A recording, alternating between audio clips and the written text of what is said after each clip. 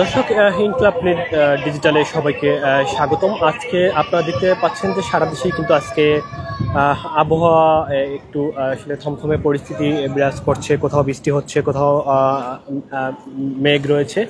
আমরা যদি বলি আপনাদেরকে আজকের আবহাওয়ার যেই পরিস্থিতি, সেটি আপনাদেরকে সারা দেশের আবহাওয়া পরিস্থিতি আপনাদেরকে জানাবো। তার আগে আমি আবহাওয়া অফিসের আবহাওয়া অধিদপ্তরের সর্বশেষ যেই বিজ্ঞপ্তিটি সেটি আমি আপনাদেরকে একটু প্রথমে জানিয়ে দিতে চাই, তারপরে আমরা বিস্তারিত আলোচনা করব। আমরা যদি বলি পশ্চিম মধ্য বঙ্গোপসাগর ও তৎসংলগ্ন উত্তর পশ্চিম বঙ্গোপসাগর এলাকায় অবস্থানরত গভীর নিম্নচাপটি উত্তর পশ্চিম দিকে অগ্রসর হয়ে কিন্তু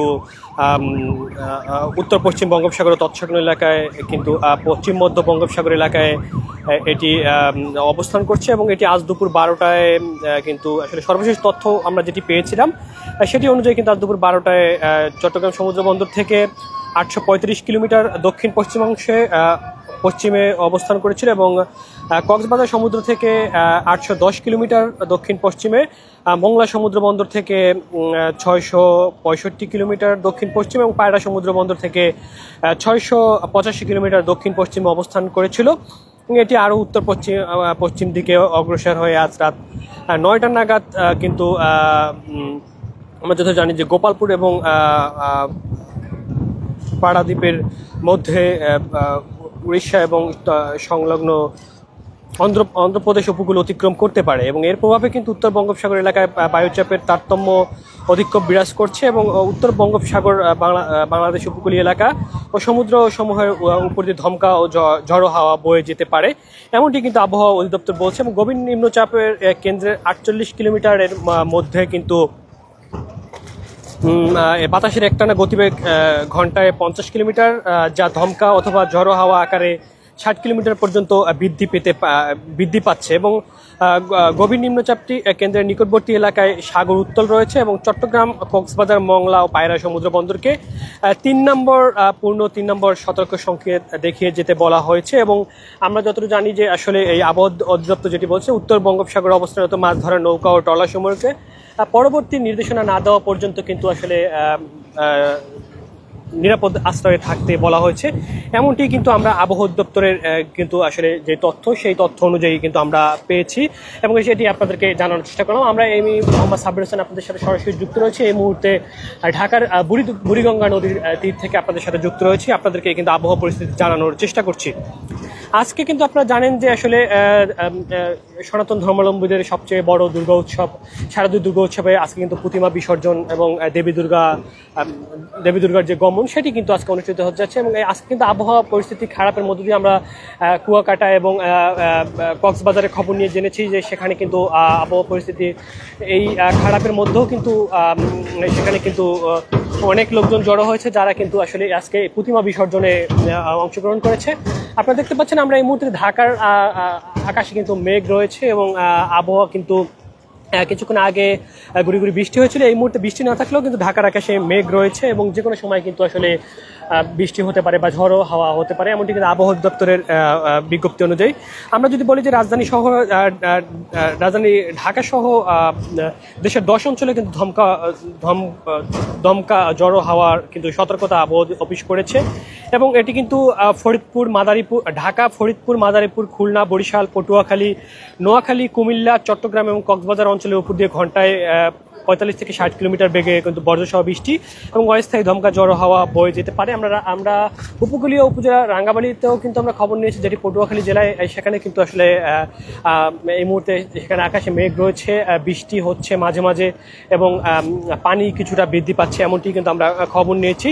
এবং আমরা যদি বলি যে আসলে সমুদ্র কিন্তু এই মুহূর্তে উত্তাল রয়েছে, আমরা জেলেদের সাথে দু একজনের সাথে কথা বলার চেষ্টা করেছি এবং নিম্নচাপটি ঘনীভূত হয়ে গভীর নিম্নচাপের রূপ নিয়েছে এবং বাতাসের গতিবেগ সর্বোচ্চ 50 থেকে 60 কিলোমিটার কিন্তু উপকূলীয় এলাকায় বিরাজ করছে। আমরা যদি বলি আপনাদেরকে যে আসলে নৌকাগুলোকে কিন্তু ইতিমধ্যেই ট্রলার নৌকাগুলোকে নিরাপদ আশ্রয় থাকতে বলা হয়েছে, ভারী বৃষ্টি বজ্রসহ বৃষ্টির সতর্কতা রয়েছে কিন্তু আপনাদেরকে একটু আগে আমরা বলেছি। এবং আমরা যদি বলি যে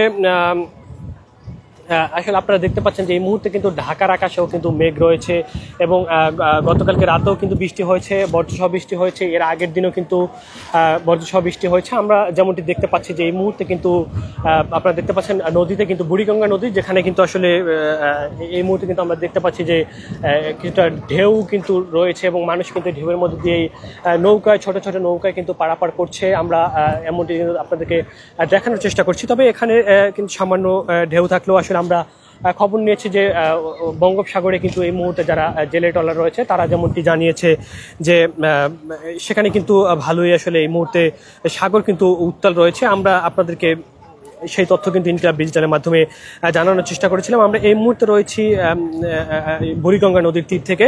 আপনারা দেখছেন যে আসলে ছোট ছোট নৌকায় কিন্তু আসলে ঢেউয়ের তালে তালে কিন্তু আসলে নৌকা পারাপার হচ্ছে সাধারণ মানুষ।